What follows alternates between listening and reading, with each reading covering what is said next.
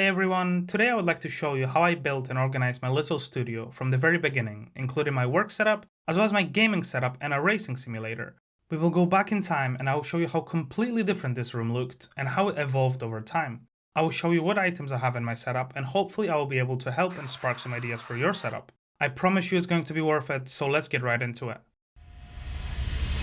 Ta-da! Oh wait, we need to go back even further. 1 second.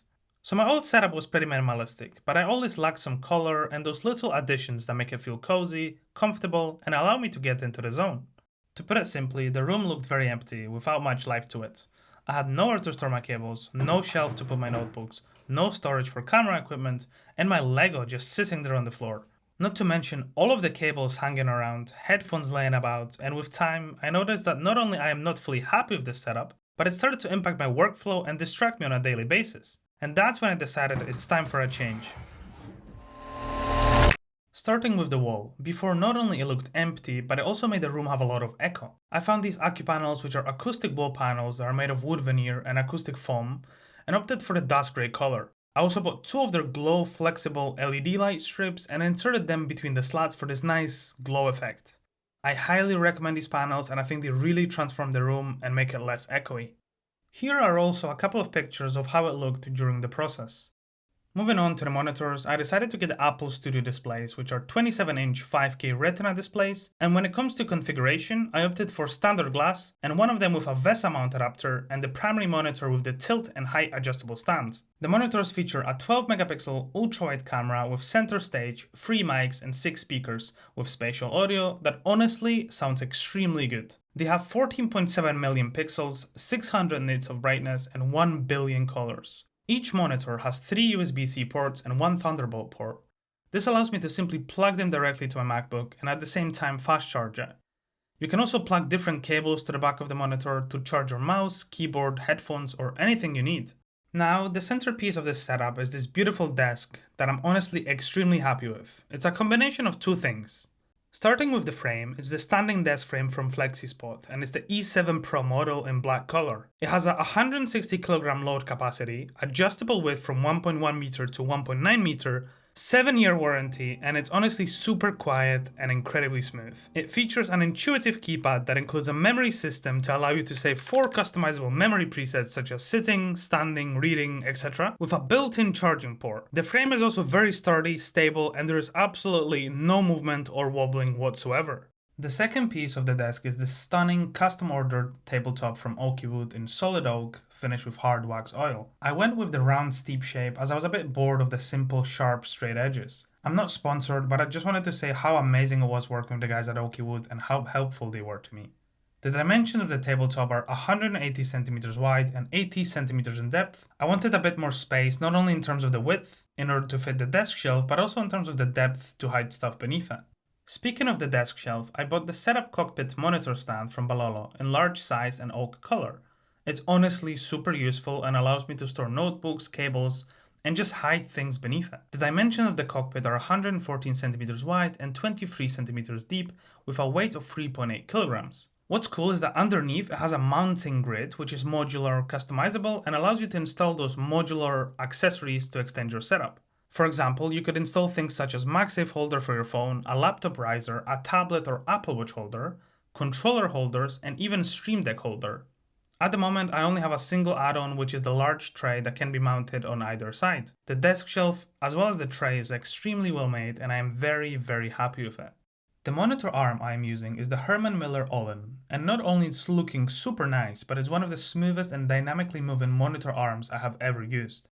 It has this fingertip control so you can precisely move it by millimeters, exactly as you want it. It also features a nice cable management system to allow you to route the cables to and from it, and it has a weight range of up to 9 kilograms and a 12-year warranty.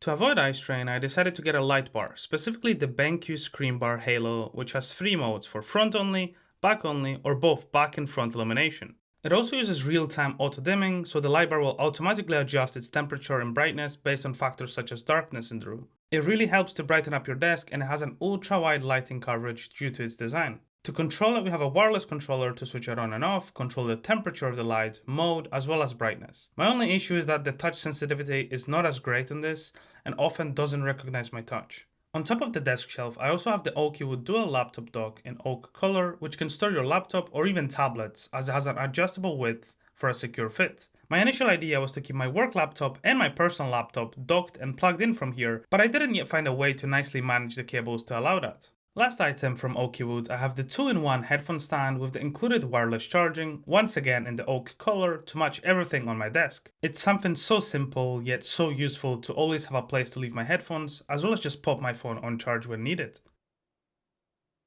Okay, moving on to my peripherals, I always had some kind of wrist pain in both of my hands, so I'm really a fan of wrist support for both mouse and keyboard. Since I started using them, the pain has really went away and I highly recommend getting them. For the mouse wrist rest, I am using the Delta Hub Carpio 2.0, which is an ergonomic mouse wrist rest that moves together with your arm, and it's apparently been designed with medical experts. It takes some time to get used to it, but once you do, it's extremely comfortable, and now I can't live without it. The mouse I'm using is the Logitech MX Master 3S for Mac in pale grey color, and it's honestly the most comfortable and ergonomic mouse I have ever used. I also had their previous model and I can't recommend it enough. It supports gestures, has 7 buttons, thumb wheel, and great battery life, featuring a 500 mAh battery that can get you 3 hours of use from a 1-minute quick charge. My desk mat is a leather desk mat from Ryko, and it's made from Italian fiber leather and cork base. It has an ultra smooth coating for effortless mouse movement, and I'm really happy with it. The main piece is this beautiful wireless mechanical keyboard from Nuffy, and it's the Halo 65 model in ionic white color with rosy glacier switches. It has a 65% ANSI layout, an aluminium frame so it feels very premium, RGB sidelit, backlit, and the halo around the keyboard. It has Bluetooth 5.0, 2.4 GHz wireless option, USB Type-C plug-in, and can connect up to 4 devices. It's also hot swappable and has plenty of different switch options on their website. I really like this keyboard, however I do feel like there's a slight latency and I haven't been typing as fast as I used to since I switched to it.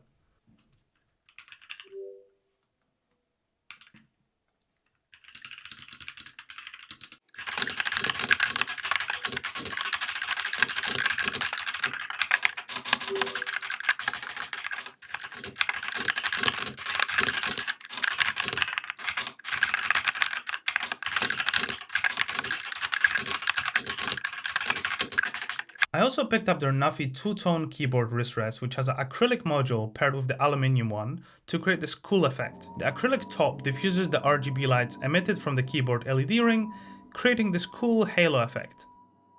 Lastly, on the desk I have attached a microphone boom arm from Toner, and the microphone I have is the Blue Yeti X, although I really couldn't get good audio out of this and have since switched to Rode Wireless Pro, which I am using currently. I also have the Apple HomePod Mini as my little speaker, however I have not really been using that since speakers from the studio displays are really good, and I'm considering getting a Govee desk lamp instead. My main laptop is the MacBook Pro with the M1 Pro chip, 16GB of RAM and 512GB of storage, so it is definitely due for an upgrade and I'm waiting for the M5 Max to release in 2026. Now, the chair. It's probably the best investment I have made for myself as someone who spends the majority of their time in front of a computer. Previously, I had the popular gaming chairs with the lumbar pillow and recline options, and I honestly thought they were cool, but I always had back pain, leg pain, and even my bum was sore from sitting on them for longer periods of time. That's when I heard about Herman Miller and decided to get their incredibly popular Aeron model in the Gaming Black Edition color. It's the chair that you will see celebrities and music producers have in their studios, and no wonder it's so popular. Aeron uses an extremely ergonomic and breathable fabric in the seat and back that is engineered to relieve pressure and reduce muscle fatigue. It has a unique tilt technology for leaning forward and reclining while maintaining the right posture and providing great back support. The armrests are soft and supportive with height, depth, and pivot adjustments, and they do a great job at taking the tension off my shoulders.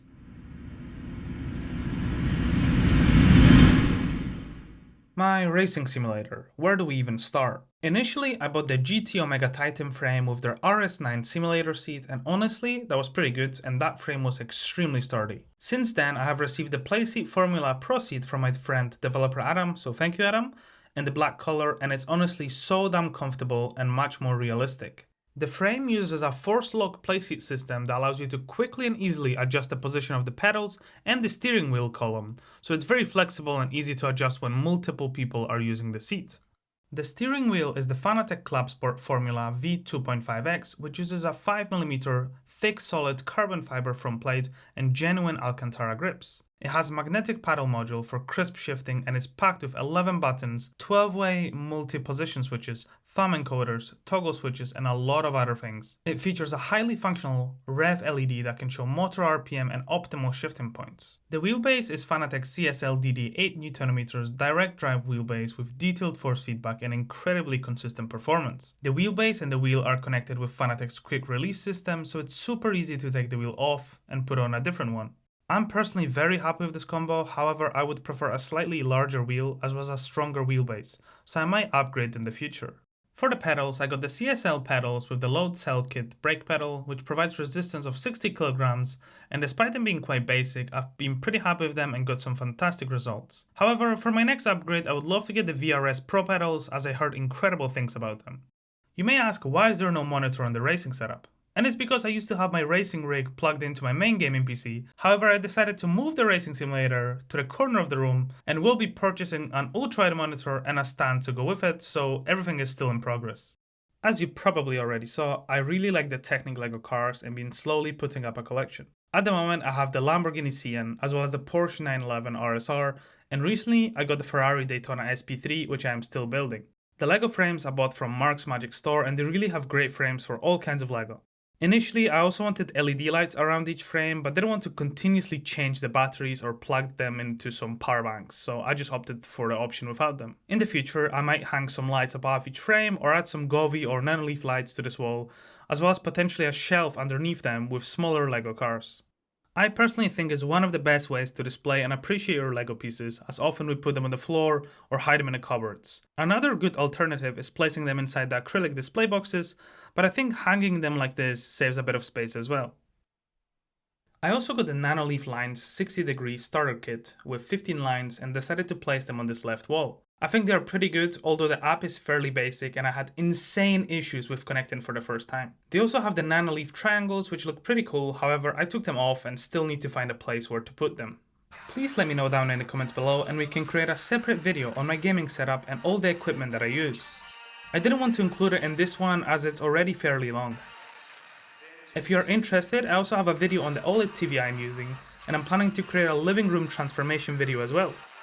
This video is already quite long, so if you're still here, just know that I really appreciate you and it truly means a lot to me.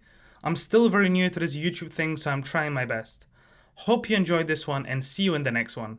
Peace!